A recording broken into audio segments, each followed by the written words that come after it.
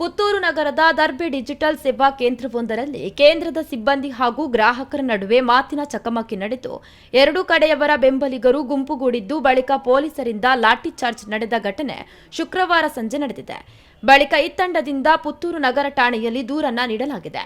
Darbe digital ಸೇವಾ ಕೇಂದ್ರದಲ್ಲಿ ಮಗುವಿನ ಬರ್ತ್ ಸರ್ಟಿಫಿಕೇಟ್ ಅನ್ನು ಜೆರಾಕ್ಸ್ ಮತ್ತು ಲ್ಯಾಮಿನೇಷನ್ ಮಾಡಲೆಂದು ಸುಳ್ಯ ತಾಲೂಕಿನ ಮಂಡೆಕೋಲ್ ನಿವಾಸಿಗಳಾದ ಇಬ್ಬರು ಮಹಿಳೆಯರು ಮತ್ತು ಓರ್ವ ಯುವಕ ಅಂಗಡಿಗೆ ಬಂದಿದ್ದರು. ಲ್ಯಾಮಿನೇಷನ್ ವೇಳೆಯಲ್ಲಿ ಮೆಷಿನ್ ತೊಡಕಿನಿಂದಾಗಿ ಬರ್ತ್ ಸರ್ಟಿಫಿಕೇಟ್ ಮುದ್ದಿಯಾಗಿ ಹಾಳಾಗಿತ್ತು.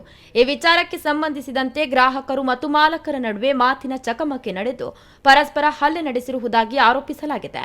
ಪ್ರಕರಣಕ್ಕೆ ಸಂಬಂಧಿಸಿದಂತೆ ಸುಳ್ಯ ತಾಲೂಕಿನ ಮಂಡಕೋಲ್ ನಿವಾಸಿಗಳಾದ ಮುಬಾರಿಸ್, ಆತನ ಸಹೋದರಿಯರಾದ ಫಾತಿಮಾ ಮಿಸ್ವಾಸ್ ಮತ್ತು ಮುಬಶೀರ ಎಂಬವರು ಪುತ್ತೂರು ಸರ್ಕಾರಿ ಆಸ್ಪತ್ರೆಯಲ್ಲಿ ದಾಖಲಾಗಿದ್ದಾರೆ.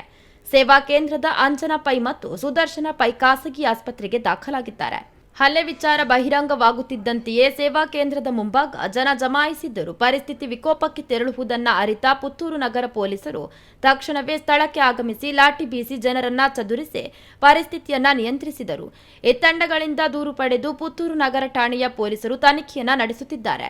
ಕೃತ್ಯ ನಡೆದ ಅಂಗಡಿಯಲ್ಲಿ ಸಿಸಿಟಿವಿ ಅಳವಡಿಸಲಾಗಿದ್ದು, ಸಿಸಿಟಿವಿ ಪರಿಶೀಲಿಸಿ ಮುಂದಿನ ಕಾನೂನು ಕ್ರಮಗಳನ್ನು ಕೈಗೊಳ್ಳಲಾಗುವುದು. ಈ ಬಗ್ಗೆ ಯಾವುದೇ ಸುಳ್ಳು ವದಂತಿಗಳನ್ನು ಪ್ರಸಾರ ಮಾಡಿದ್ದಲ್ಲಿ ಅವರ ವಿರುದ್ಧವೂ ಸೂಕ್ತ ಕಾನೂನು ಕ್ರಮಗಳನ್ನು ಜರುಗಿಸಲಾಗುವುದು ಎಂದು ಪೊಲೀಸರು ತಿಳಿಸಿದ್ದಾರೆ.